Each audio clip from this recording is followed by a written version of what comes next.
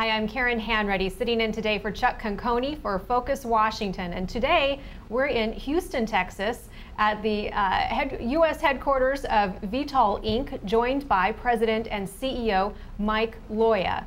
Mike is a leading expert on trading oil, and thanks for joining us today. We're happy to have you here. Tell us about Vitol and what you're doing. It's a global corporation. You run the U.S. headquarters. Tell us what you're doing. All right. Well, first, it's good to be here.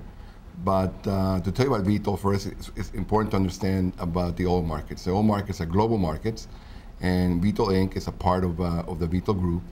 And our role is basically to supply the U.S. Its deficit products and deficit crude.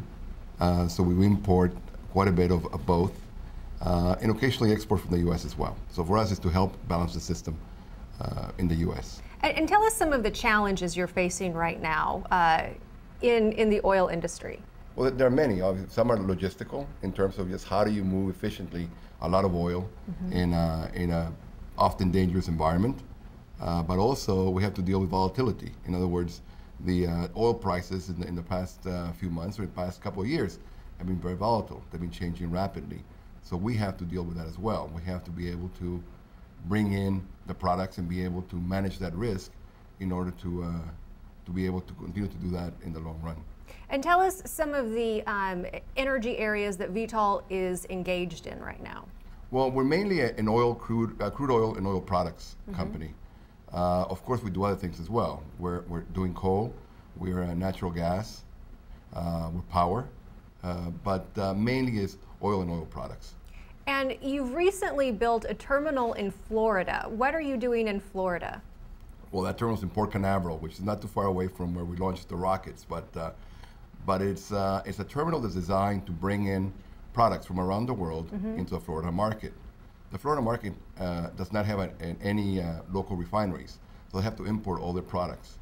And of course, during hurricane season, some of those ports that can bring in the products can be at high risk, and therefore it could be a very difficult situation for a consumer in Florida.